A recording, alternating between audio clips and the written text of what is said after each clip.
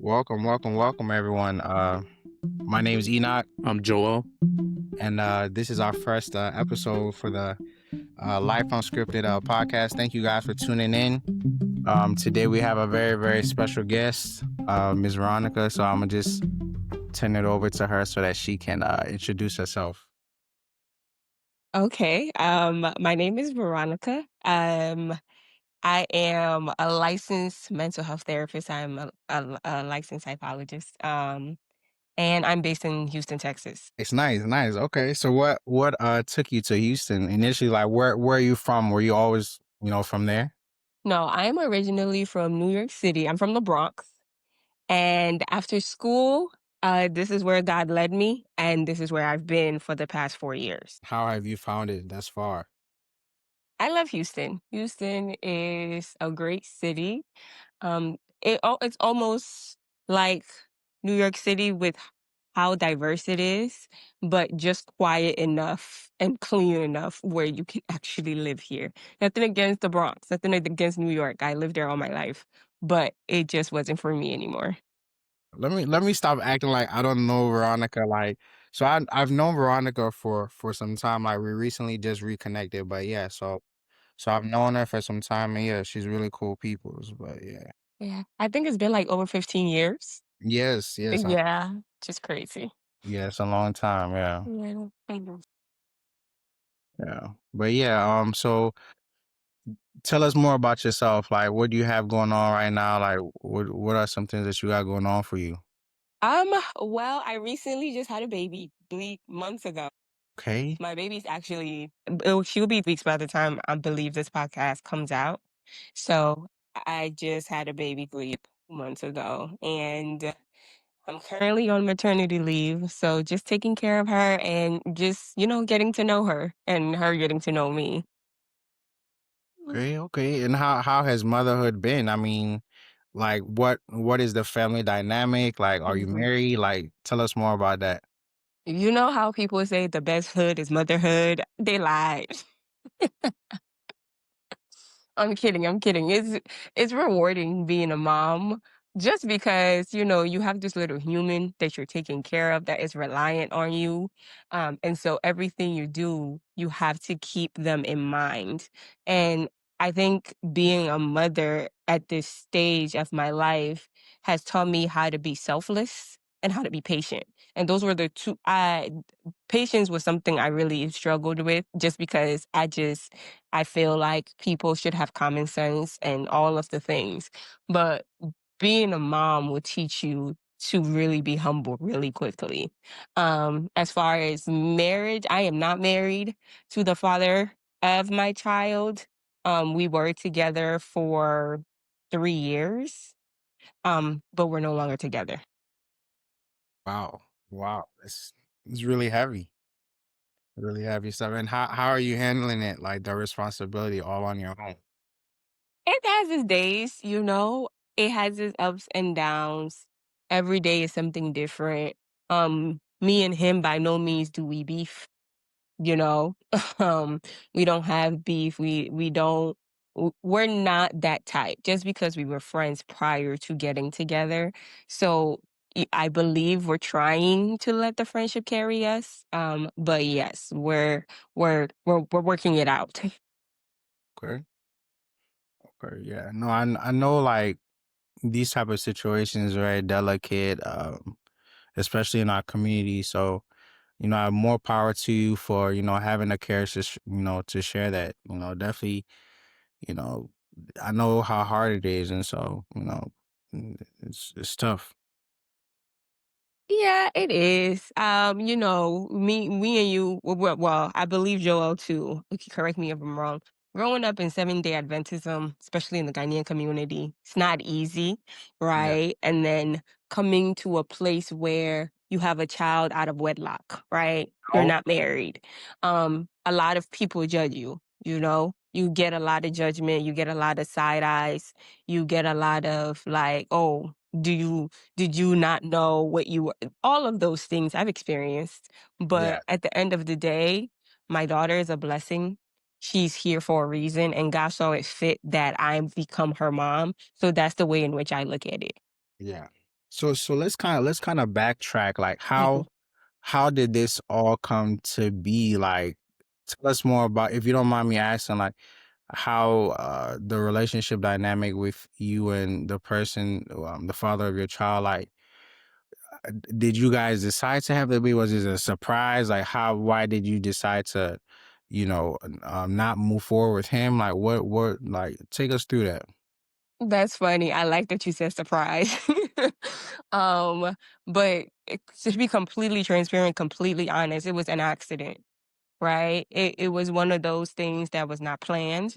And prior to him, and all of that, I was celibate. So I had been celibate for about 5.5 years, maybe going on 6 years. And it wasn't something that we both planned. It wasn't something that was like, oh yeah, let's have a baby together. I mean, we talked about it, but we talked about it in the confines of marriage because we had spoken about marriage too. And so at the end of the day, it just kind of happened. And when it happened, I was just as shocked as he was. And we just decided like I don't want to say I don't believe in abortion. So I wasn't, so to speak, it would have been it would have been a situation where, okay, well, how do you feel? Do you want to, it wasn't even like that. It didn't go like that. It was just taking care of this. And that's how it happened. It sounds like you've been through a lot just within the past year and a half. Like Oh yeah. how is your mental state? E godsend. And I've been with her for years. Yes. So I've been with her for a couple of years and she's been great. Yeah, so I've been with her for a couple of years and she's been great. She's been an amazing part of my journey. My pregnancy wasn't the easiest. It wasn't the smoothest. So having her sort of not help me through that, and also just having my village. I have a great village, from my mom to my friends to my family, my brothers and my sisters. Like it's been a tough transition, but it's been a worthwhile transition. I can imagine. I mean, anytime you're going through something so big, such as like having a child, you can just imagine like the stresses, the especially like you just taking care of it by yourself. So it can be a lot, and I just want to commend you for all the hard work and everything that you've put in, and it's really inspiring. Thank you. I appreciate that. And I'm not here to like, I won't bash him. I won't say anything negative about him. Like, obviously I was with him, right? We were in a relationship. So clearly I saw something in him that was admirable enough. It's just I think that people don't really understand how your life has to shift when Uh-huh. a baby comes into play. And I think that shift not everybody's ready for. Yeah. You know what I'm saying? And so for a lot of people, the shift kind of takes them by surprise. Like you don't really understand how selfless you have to be a parent. You don't really understand how much sacrifices you have to make in order to be a parent.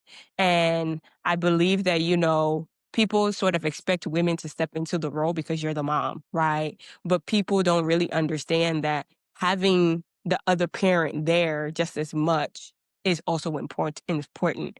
But like I said, I think it's just taking it by surprise how much you have to put into a child. Mhm. And some Um, people think, yeah, sorry. I yeah. wanted to ask, like, Mhm. how was it like when I guess when the church or your parents found out that this was happening, and like, I wanted to know, like, how did they react? Because we know, like, obviously SDA and then Ghana Right. parents and stuff like that. Was it something you expected that, like, for your parents? You said you have a village. Your mom is very, Mhm. I'm guessing, Yeah. caring and stuff like that. But was it something that you expected? Maybe she reacted different that you expected, or was it just what was his name?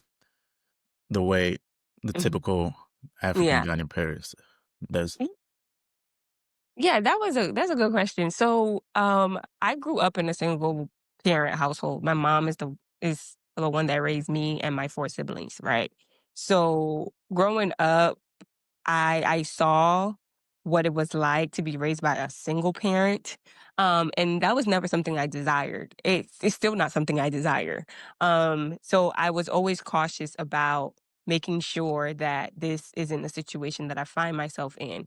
Not because, you can't do it, or it's just because I just didn't want it for myself. And there, I forgot who the philosopher was, but it says, if you fixate on something so much, you become the very thing that you don't want to be, Mm, right? And so a lot of the times I was fixated on, I'm not going to be that, I'm not going to be that, I'm not going to be that. Like, I saw how hard my mom worked and how much she gave into working, that sometimes there was a little bit of neglect on the emotional side of things. So I wasn't looking forward to that. But when I found out, I'm going to be completely honest, I cried in the doctor's office for like an hour. And she was with me the whole time. Like, the doctor literally stopped seeing her patients just to console me, because I was so dumbfounded. Like, I was so shocked that I didn't even know, like, my right from left. And so it was very hard telling my my mom, because she worked really hard to make sure that I become better than what she was. So as far as school wise, I've accomplished a lot, professionally. Yeah. So it was just a matter of, you have to make better choices than I did. Granted, with her, I believe she was married to my dad, and then later on got divorced. But for me, I was so terrified to tell my mom, because my mom growing up has always stressed, this is not the life that you want, right? Like, this is hard, and this is not the life that you want. You want to find somebody who loves you, who wants to marry you, who marries you, and then you guys can start that life together. And being the youngest of 5 and seeing how all of my siblings are married, right? It was tough. Like, sitting here looking like I'm gonna be the only one having a baby not married. And I was in utter, like, I can't even explain it, because there are no words for it. I was just completely like, I don't know what to do. So I decided to tell my mom with the help of my brother. Me and my brother are really close. And when I told him, he was disappointed.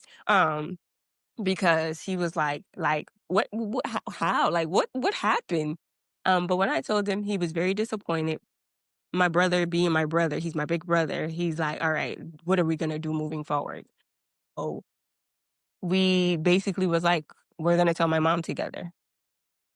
Truthfully, I was scared to tell my mom, because I felt like I knew her reaction, and her reaction was gonna be disappointment, it's gonna be anger, it's gonna be, and to my surprise, when I told my mom, she was over the moon. She started singing, she started dancing. And I don't know, you can imagine just how shocked I was, because I was like, "Wait, growing up, like, I don't." And she was just like, as we grow up and as we become mature and as we read the word of God, like, we all make mistakes, we all sin. However, God can do so much with whatever mistake that you make. It's a yes. matter of not repeating it again. Yeah. Yeah. Um, so yeah, that was her reaction. Her reaction was that of joy. She was happy for me. She was obviously disappointed that I wasn't married first, but for her, like, the baby was a blessing. Oh, okay. So you think she was more Oh, trying to focus more on you have bringing the being into life than just, um, I guess being a single mother mostly. Correct. Yeah. Yes. Yeah. You still see? Mm-hmm. Yeah.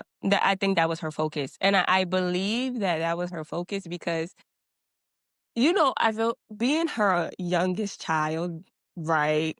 Being a female, being her youngest child, although 30, you're still like, you're the baby, right? You're the baby, and as the baby, I feel like the first and last of children, they bear a lot of responsibility. The first is to set the tone, and the Yeah. last is to make sure you don't make the same mistakes the first, second, third, or whoever made. Yeah. Right. And so I think for her, it was just a matter of, she's no longer a child because she's decided to make this decision. So she's going to Gotcha. have to grow up and live with this decision. I'm going to make sure I try to support her as much as I can.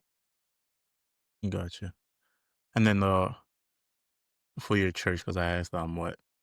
So I no longer attend Seventh Day Adventist church. And I haven't been to a Seventh Day Adventist church since 2017, 2018. I go to a non-denominational church here in Houston. And to be honest, I didn't grow up in Seventh-day Adventism when I was in Ghana. It was only when I got here and living with my mom that that was what we went to. So growing up, like, I went to church, I was there. I wanna say I was more curious than most as far as, like, how things functioned at church, sorry, just as far as, like, the stories, like, the things that we learn from the Bible. Like, I was curious, I asked a lot of questions. I was an annoyance to some degree with the questions that I had, and I felt like most of the questions weren't being answered because the pastors didn't have answers. I'm sorry. I know that sounds crazy to say, but instead of and I feel like instead of just saying, "Hey, I haven't really read into that. Let's both study it together." They made it seem like, "Oh, like you should know," you know? And as a child, like you really don't know, which is why you're asking. Yeah. So, I felt like I didn't necessarily grow up in that anymore. Like I began to look into the Bible for myself. I started to study for myself because I really wanted to know some things and some questions that I had. And so, yeah, I went to people who would answer. And it happened to be that the people who answered most of my questions were not Seventh day Adventist pastors. Okay. Mm, so how has that transition been? I think I forget, like, were you born into the church? Like SD? No, Oh, no, no. I wasn't. But you attended it for a long time, for an extended period of time. Yes. I know that my mom took me to church when she gave birth to me. She took me to Seventh Day Adventist church because my mom has been Seventh Day Adventist since God knows when. Since my older sister was born in the 80s, right? So she took me to church, blessed me in church, but my mom left me with my aunt when I was 5 months, and my aunt was not Seventh Day Adventist, so I didn't and grow up going to Seventh Day Adventist. And so when you say transition, I want to say it wasn't that difficult just because I feel like I studied the Bible for myself, not necessarily. I attended church. If we're being completely honest, when I was younger, I attended church to see my friends and to hang out with my friends. I would pay attention to a sermon every now and again. But it wasn't until I started getting really curious just about life and things that were happening to me and people that were around me that I was like, I got to look at the Bible for myself. And then on top of that, I was in the Bible Bowl team. So we studied the Bible. So I started knowing a lot of things and started asking a lot of things. And so I think once I started looking for myself, I started finding God in a way where I had never known him to be in the Seventh Day Adventist church. Yeah. And so how have you come to know him? Oh my goodness. How long would we have? There are names of God that are in the Bible that are very prominent. Everybody knows Jehovah Jireh, God is my provider. Everybody knows Jehovah Shalom, peace, Prince of Peace.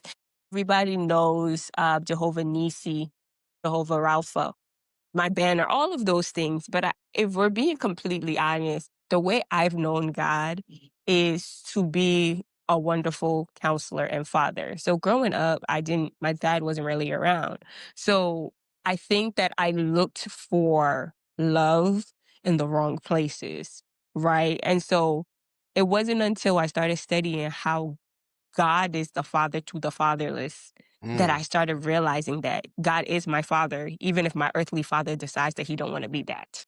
So would you say that your relationship with your father impacted your like how you viewed men?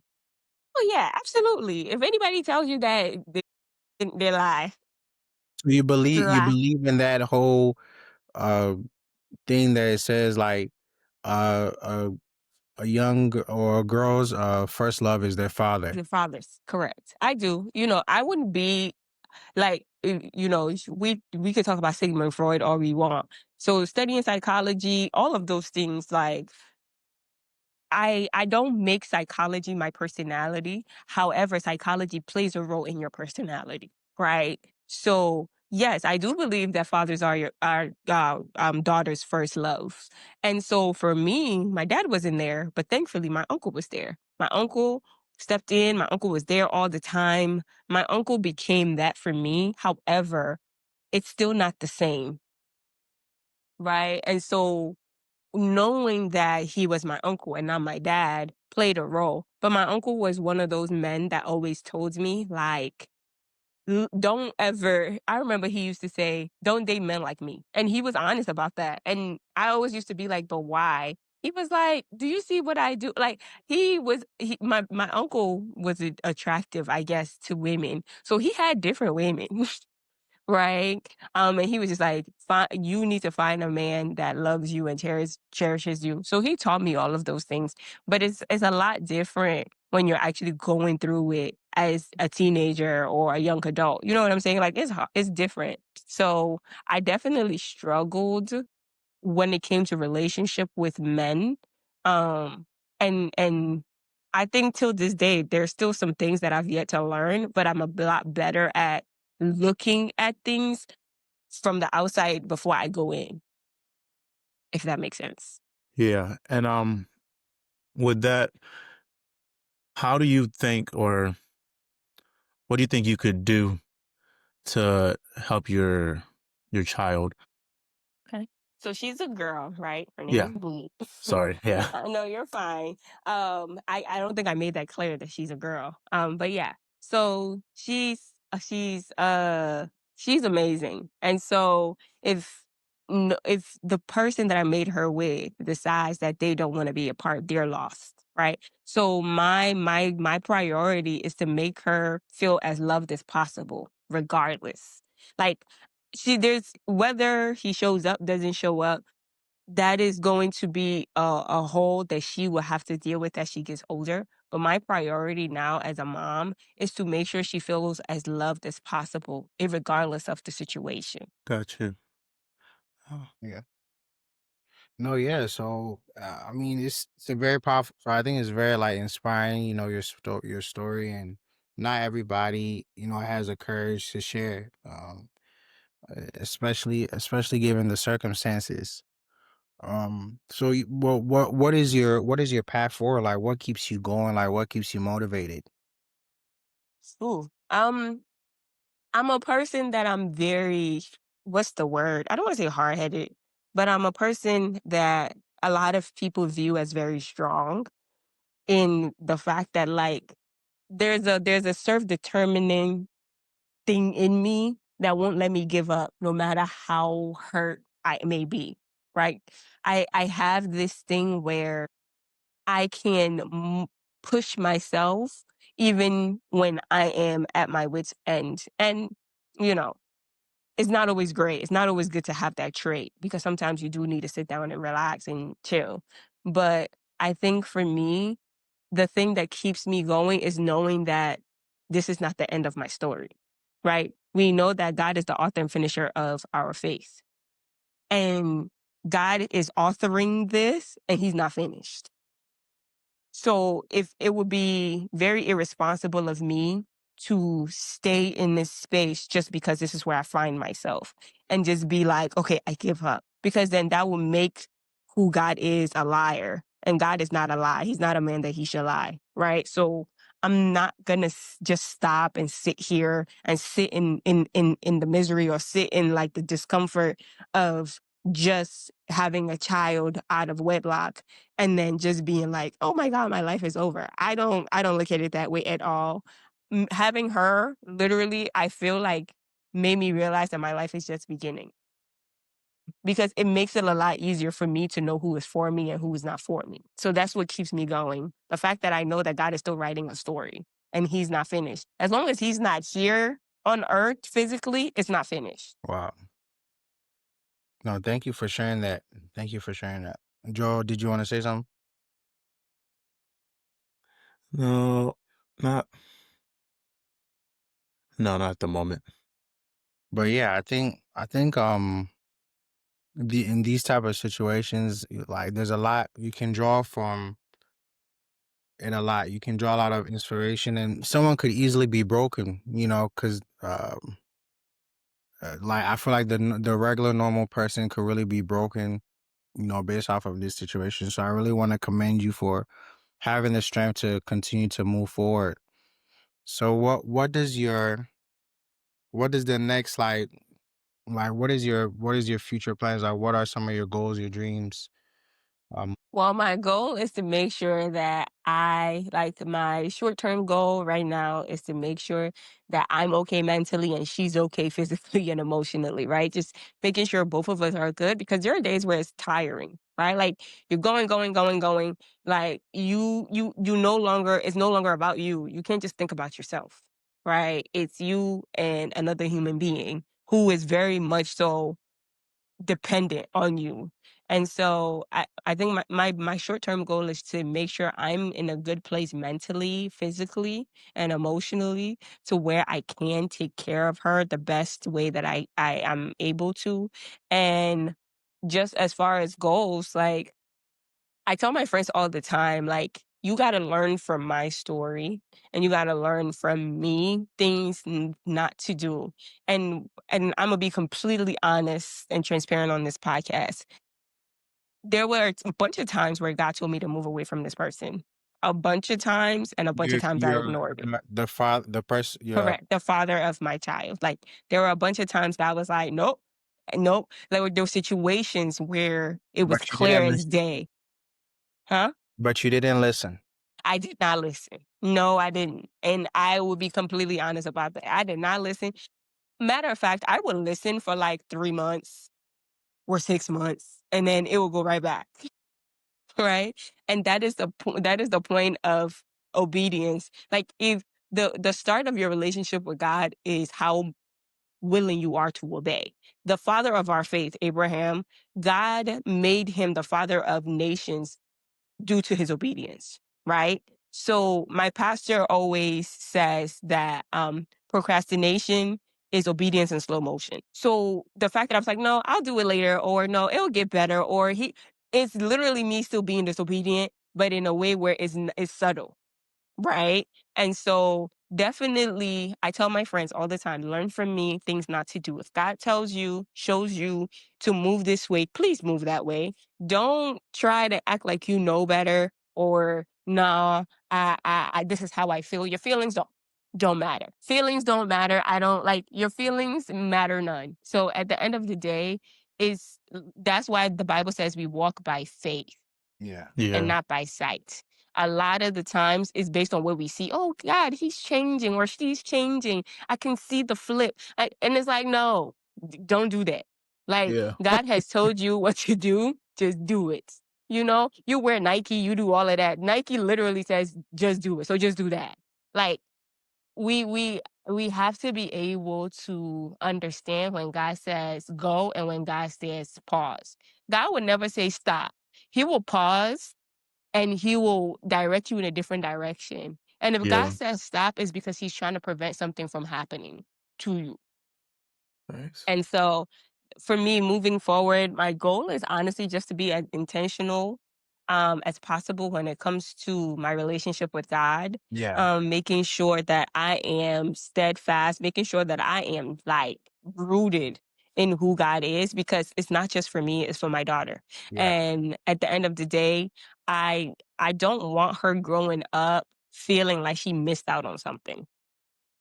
Right. And so I think I was talking to you about this earlier this week or last week. Like w- I went to New York City for the first time with her. And that was the first time a lot of people knew. Because I mean I'm preg I since I've been Listen pregnant, to I've go been on the pregnant phone. No, in no, not in right now. Houston. So only people in Houston know. Right? And so when I was telling people, "No, this is my daughter," they were like, "What?"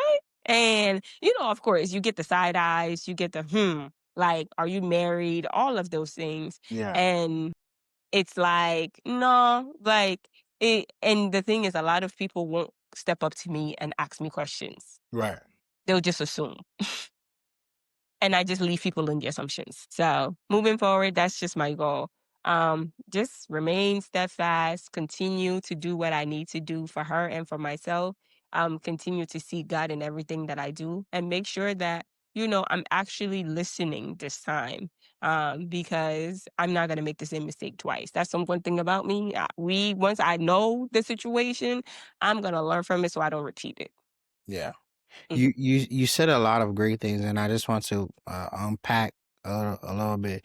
You spoke about like basically discernment and hearing God's voice. So how do you go about doing that? So if you know the word, then you know God's voice.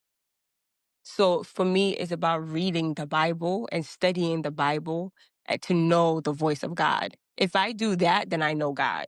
And God has not changed since the beginning of time. He's the same yesterday, today, and forever. So he's not going to change, and his word is not going to change.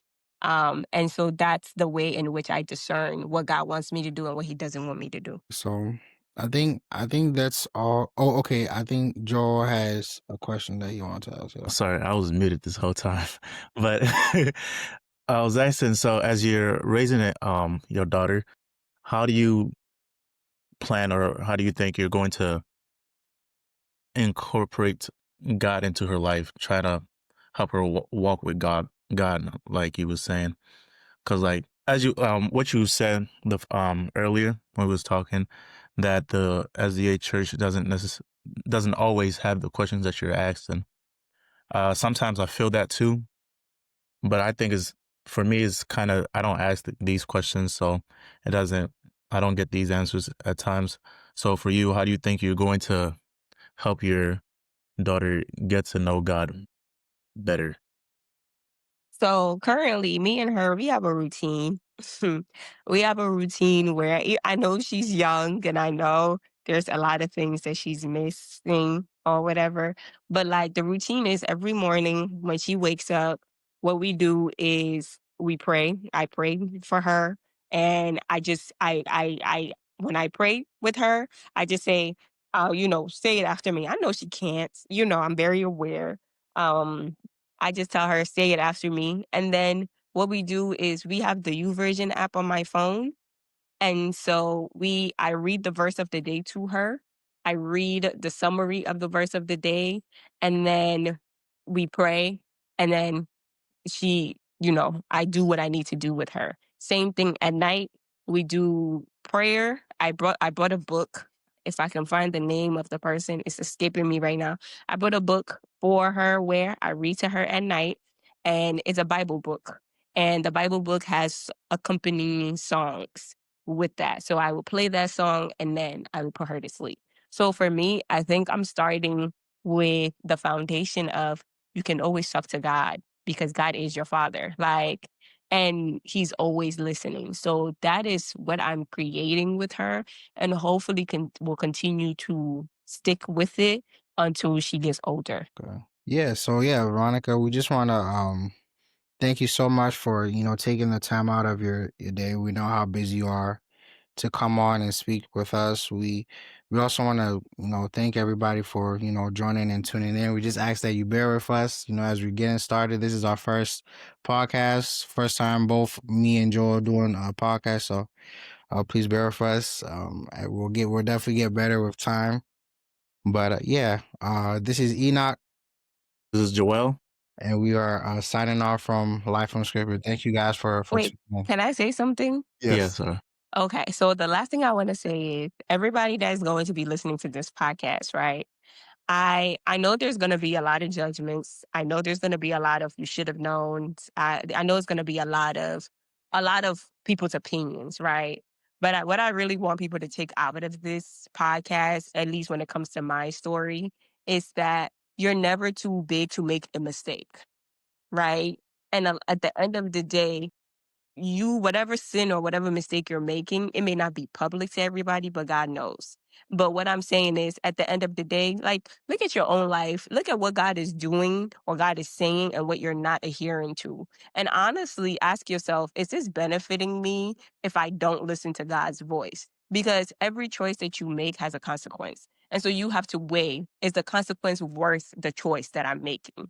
And once you decide that, it would determine how you now move on with your life. And I just want to encourage everybody, like, if you've been in this situation before, or if you're going through a situation similar, or even something like I didn't listen to God on this one thing and now I'm paying for it. Like, just go back to God and let God take care of the rest. Like, you've tried and you can't do it. So let the person who created this whole universe, take care of it, and just rest assured that he is doing exactly what he needs to do for you, because he knows you more than you will ever know yourself.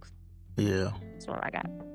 Thank you. Thank you No, very thank you so much. much, Veronica. Thank you so much for coming again, and thank you for showing your testimony and your story. And I'm sure that a lot of people will be inspired by what you shared today. So thank you so much. Joel, did you want to Thank say you guys anything? for having me. No, I just wanted to appreciate her for giving us her time. That was all. Thank you so much. So yeah, again, we just ask that everybody just bear with us and as we get this started. And thank you guys for tuning in. So yeah, I'm Enoch, And I'm Joel. and yeah, we're just signing off from Life Unscripted. Thank you so much for tuning in. Thank you.